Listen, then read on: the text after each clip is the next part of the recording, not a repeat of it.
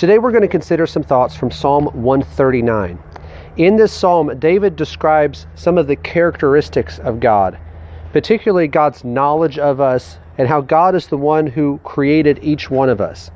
Now there's a lot that we could talk about in this psalm and spend a lot of time doing it, but we're just going to do a brief overview of this psalm. We're going to start by looking at the first 6 verses of Psalm 139. It says, "O Lord, you have searched me and known me. You know when I sit down and when I rise up. You understand my thoughts from afar. You scrutinize my path and my lying down and are intimately acquainted with all my ways. Even before there was a word on my tongue, behold, O Lord, you know it all. You have enclosed me behind and before. You laid your hand upon me. Such knowledge is too wonderful for me. It is too high. I cannot attain to it." David, as he begins, describes God as being far greater in knowledge than any one of us. That the knowledge that God has is too high that we could ever attain to it. That He knows what our thoughts are. He knows what our words are even before we speak them. So David begins by reminding us that God, because He is God, He is omniscient, which means He is all-knowing. He knows everything about us. He knows what our thoughts are. He knows what our words are going to be. Everything is known to Him.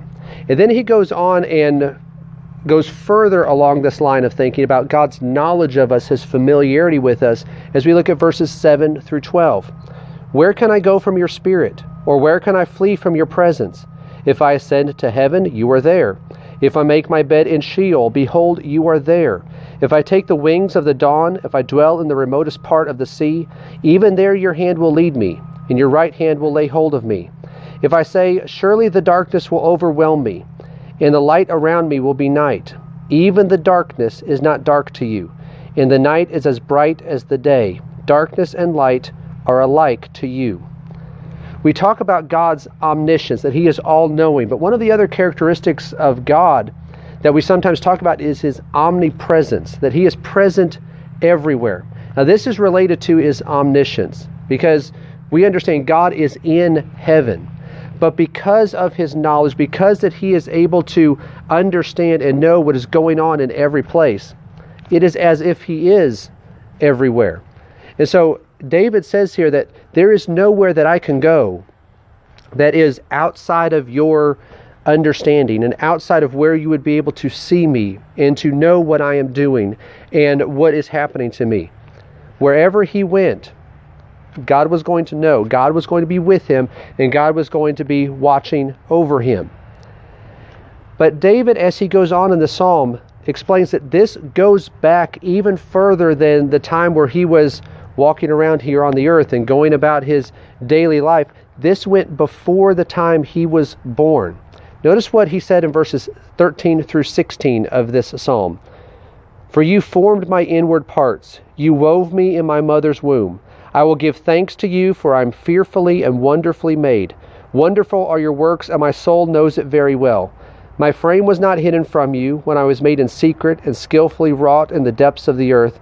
Your eyes have seen my unformed substance, and in your book were all written the days that were ordained for me, when as yet there was not one of them." God, even before David was born, knew of him and knew of his life and what he would do and what he would accomplish, how he would serve God, what he needed to do to serve God. And he says that he formed his inward parts, that while he was still unborn. And this is why there's so much emphasis placed upon the unborn and protecting those who are still in the womb, because the Bible emphasizes that God is the one who made that life. And so each one of us, even before we were born, God was the one who created us. God was the one who formed us. And God had a personal interest in each one of us.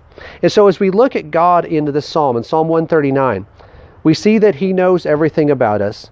He knows where we are and what we are doing. He was the one who knew us before anyone else did, because He created us and made our life in the womb. So what should our response be to all that? If we understand all of these things, what is our response? Do we resent the fact that God knows everything about us? Are we fearful of the fact that we cannot run from God or hide from God. No, if we understand who God is, that He is a loving and a merciful God, the one who wants what is best for us, the one who wants to save us, we should appreciate and welcome the fact that God knows everything about us. And that's how David concluded this psalm. The last two verses of Psalm 139 says, "Search me, O God, and know my heart. Try me and know my anxious thoughts, and see if there be any hurtful way in me, and lead me in the everlasting way." God is able to know everything about us even before we say something or do something, before others know about these things, and maybe others never know about the things that we are thinking or what our intentions are. We can hide things from others. We can't hide things from God. David didn't resent that. He appreciated that. He welcomed that. He wanted God to search him, to try him, so that he could lead him in the everlasting way. Let's remember that God knows everything about us. And the reason why this is good for us is because He is leading us to eternal life. So let's recognize who God is and our place before Him, and then use our time here on the earth to serve Him and to do His will.